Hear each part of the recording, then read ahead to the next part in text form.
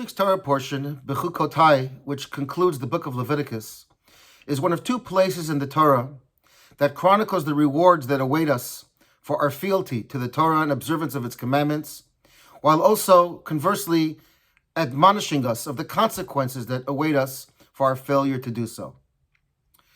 The word Bechukotai, which translates as decree or ordinances, is one of several types of mitzvot that the Torah teaches us. There are mitzvot that we are given the reason for, there are mitzvot that may seem logical, and then there are mitzvot that are on the level of a chok, a decree or an ordinance.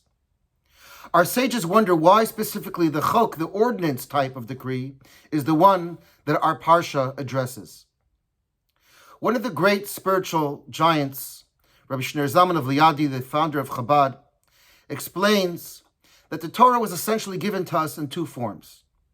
God gave Moses the 10 Commandments engraved in stone, and the rest of the Torah was written by Moses in a Torah scroll like we have today, ink on parchment. The distinction between these two forms is that when you write something on paper or on parchment, it is two elements that are essentially disconnected that combine together for a united purpose. But even after so, they remain distinct properties of their own, because one can go later on and erase that ink.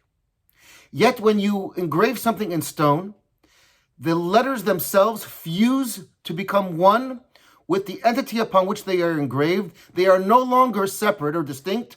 Forever they become essentially one. This, he explains, represents the two ways that God gives the Torah to us and how we relate to the Torah and to God himself. There is the Torah scroll element, where we unite and we become one, but we still retain our own individualism. We are there to bring ourselves together for a united purpose. However, it is still possible for the ink to be erased from the parchment and from the paper. Whereas engraving requires one to sublimate their own ego and their own desire and will to become one and forever one, never to be separated again. This, he explains, is why we were given the Torah in these two ways. God is teaching us there is the Torah scroll element of a Jew connecting to Torah, and then there is the luchot, the tablets form of connecting. Im Bechukotai telechu, the word to engrave in Hebrew, which means chakikah, is closely related to the word Bechukotai. It is specifically this type of commandment, the ones that we are allowing ourselves to become engraved in our soul, as we say in the Shema, that we are putting the words of the Torah literally upon our heart, that they become one. This then assures us that the wonderful reward that God promises us will be there as we are totally one with Torah, never to be separated again. My friends, it is obvious that we live in a time that we do not have the luchot anymore. The luchot, the tablets were buried long ago, but the Torah scroll we still have.